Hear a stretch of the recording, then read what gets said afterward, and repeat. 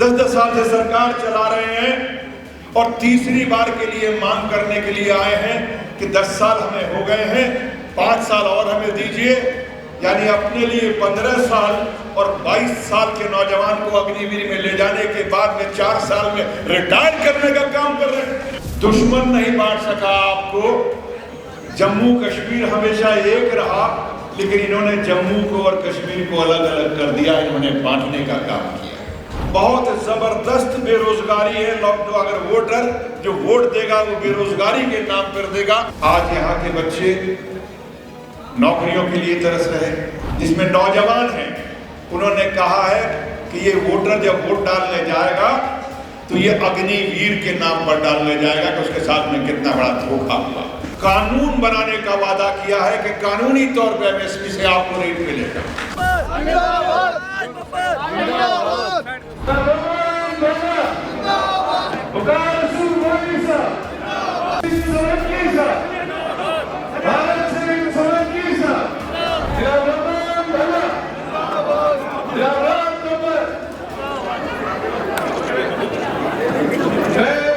सभी आप लोगों से एक दरख्वास्त करता हूं कि आप सब लोग आकर अपने अपनी कुर्सियों पर बैठ जाए, अपना अपना स्थान ग्रहण करें।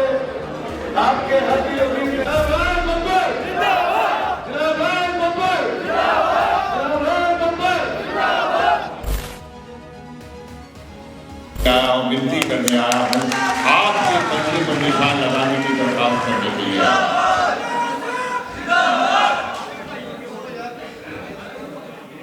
भाई रमन ये केवल एक प्रत्याशी के रूप में नहीं है, ये इंडिया अलायंस की एक ऐसी पहचान है जो आने वाले कल में आप लोग, ज्यादातर लोग इस क्षेत्र के अंदर ऐसे इलाके जो साढ़े वीर आए हैं, वो ज्यादातर लोग जो है बॉर्डर के एरिया के। मैं इस इलाके में पहले भी आया हूं प्रचार के लिए। मैं समझ सकता हूं आप लोगों की क्या तकलीफें हैं। मैं रास्ते में पूछ रहा था, मैंने कि सड़क तो ये सिंगल होती थी, चलो अच्छी बात है कि यहां पर चौड़ी सड़क बन रही है, तो मैंने वैसे ही पूछा, मैंने कि मुआवजा तो अच्छा मिला होगा। कहते हैं साहब मुआवजे के नाम पर जितने पैसे मिले उससे जमीन नहीं मिलेगी, मकान तो एक तरफ छोड़िए। ये लोगों की दर्द है, क्योंकि ये सरकार शायद अंग्रेज नहीं बांट सके आपको, दुश्मन नहीं बांट सका आपको। जम्मू कश्मीर हमेशा एक रहा, लेकिन इन्होंने जम्मू को और कश्मीर को अलग अलग कर दिया, इन्होंने बांटने का काम किया। ये यूटी किस बात की बना रहे हैं? ये हंसता खेलता प्रदेश था। अरे बाहर के लोगों से लड़ने के लिए इसने हमेशा कुर्बानियां दी हैं, हमेशा अपने आप को सामने रखा है, लेकिन कभी भी अपने एक दूसरे के साथ को कभी नहीं छोड़ा। आज यहाँ के बच्चे नौकरियों के लिए तरस रहे। पहले भी कोई नौकरियां नहीं थी, अब भी कोई सरकारी नौकरियां नहीं है, लेकिन कम से कम एक एहसास था। और शायद इन तमाम चीजों को देखते हुए यहाँ किसान भाई हैं बहुत सारे। भाई रमन ने आपको जरूर बताया होगा और हमारा मैनिफेस्टो भी आपके बीच में आया होगा कि जिसमें किसानों के लिए जो एमएसपी है उसका कानून बनाने का वादा किया है कि कानूनी तौर पर एमएसपी से आपको रेट मिलेगा। अरे तुमने दोस्तों, इस सरकार ने 16 लाख करोड़ रुपया, मेरे ख्याल से ये प्रेस के जितने भी साथी हैं ये अपने मालिकों को जाके बोले कि भाई 16 लाख करोड़ रुपया आप एक बार में लिख के बता दो गिनती में, तो हम 2 महीने की तनख्वाह नहीं लेंगे। पूछ लेना उनसे, लिख देते तब मुझे बताना कैसे लिखेंगे। लिखना नहीं आएगा। इतने पैसे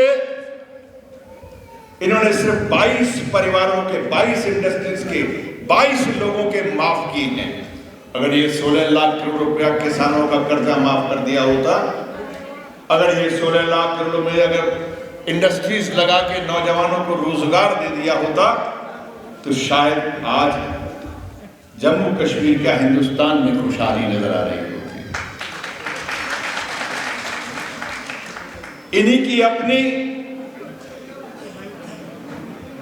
इनकी CSDS अपनी इनकी एजेंसी है शिक्षा विभाग की, जिससे इन्होंने सर्वे कराया सरकार ने कि वोटरों की सबसे बड़ी मांग क्या है आज। तो जो सबसे ऊपर जो 3 मांगे निकल कर आई हैं, आप सुनकर आश्चर्यचकित होंगे।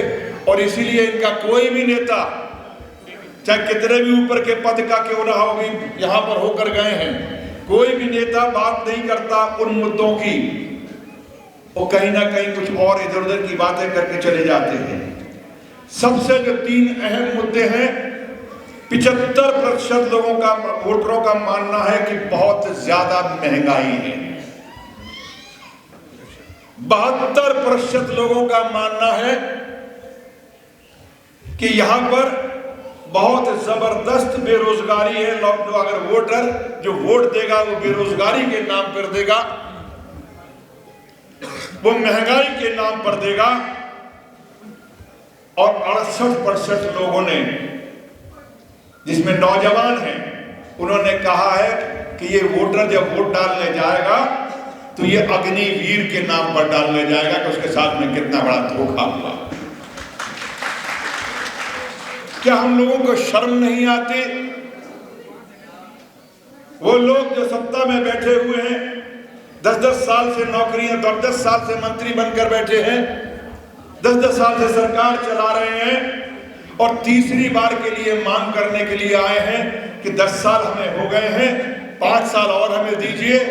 यानी अपने लिए 15 साल और 22 साल के नौजवान को अग्निवीर में ले जाने के बाद में 4 साल में रिटायर करने का काम कर रहे हैं। आगे बढ़ो, हम तुम्हारे साथ हैं। क्या नौजवान इन्हें माफ करेगा? क्या हमारे बच्चे या फौज में इसलिए जाते हैं कि 4 साल के बाद रिटायर होने के बाद में किसी मिल के सामने चौकीदार लग जाए, किसी सोसाइटी के पहरेदार बन जाए, सिक्योरिटी की वर्दी पहन के डे एंड नाइट के दिन की या रात की नौकरी करें? क्या इसलिए ये बच्चे हम लोगों ने बड़ा फौज में भर्ती किए? ये एक बहुत बड़ा सवाल है। और ये 3 सवाल इस सरकार को, मौजूदा सरकार जो थी, अभी कल परसों के बाद में नहीं रहेगी, ये सरकार इन सवालों को, इन मुद्दों को सामने ला नहीं रही है। ना बेरोजगारी की बात करती है, ना महंगाई की बात करती है, ना अग्निवीर की बात करती है। और आज ये सवाल कोई छोटे सवाल नहीं। अगर मैनिफेस्टो में और कांग्रेस पार्टी में अगर ये कहा गया है कि हर गरीब घर की महिला को, हर गरीब घर की महिला को पहली तारीख को 8,500 रुपया उसके घर में पहुंच जाएगा, जब तक उसको 8,500 रुपया हर महीने की पहली तारीख को मिलता रहेगा, अगर कांग्रेस की इंडिया अलायंस की सरकार आती है, जब तक वो गरीबी की रेखा से ऊपर नहीं हो जाता वो परिवार। सरकारी नौकरियां तो दूर रही, जो बच्चे डिग्रियां लेने के बाद में नौकरियां ढूंढने जाते हैं, डिग्री लेके नौकरी मांगने जाते हैं, माँ बाप अपनी कमर तोड़ के बच्चों को पढ़ाते हैं, डिग्री दिलाते हैं, और वहां पर वो इंडस्ट्री वाले, कॉर्पोरेट सेक्टर ये कहते हैं कि आपका एक्सपीरियंस नहीं है। वो बेचारा जो बच्चा पढ़ के आया है, डिग्री लेके आया है, एक्सपीरियंस कहाँ होगा? कांग्रेस पार्टी के मैनिफेस्टो में इस बात का राहुल जी ने, खड़गे साहब ने ध्यान रखा, हमारी कमेटी ने ध्यान रखा कि जो बच्चा डिग्री लेकर आएगा उसको कांग्रेस पार्टी अपनी तरफ से 1 लाख रुपया महीने, 1 लाख रुपया साल की नौकरी दिलवाए, ताकि वो बच्चे को एक्सपीरियंस भी मिले और जो इंटर्नशिप है उसमें उसको 1 लाख रुपया सालाना मिले। हम ये कर रहे हैं, वो लोग जिन बातों से चुनाव लड़ रहे हैं मैं उनके बारे में कुछ नहीं कहना चाहता। हम अपनी बात करते हैं। मेरा भाई ये जाना पहचाना आदमी है, लोगों के बीच में रहने वाला आदमी है। जिनको जिता कर आपने भेजा है शायद उनकी शक्लें भी आप पहचान भूल गए होंगे, कभी आपने मिले भी होंगे या नहीं मिले। ऐसे लोगों को, इस रियासत को, इस अपने इलाकों को इनसे जान छुड़वाइए। और रमन भाई जैसा शख्स जो हमें जब चाहे जहां चाहे बुला सकता है, हम आपके बीच में जब चाहेंगे हाजिर होंगे। और आपसे इस बात की उम्मीद रखते हैं कि यहाँ पर जितने आए हैं उससे ज्यादा आप अपने घरों में जाकर ये प्रचार भी करेंगे कि हाथ के पंजे पर बटन दबाने के बाद में हमने अपने इस भाई को मजबूत करना है और इसको जिताना है। वाहिगुरू जी का खालसा, वाहिगुरू जी की फतेह।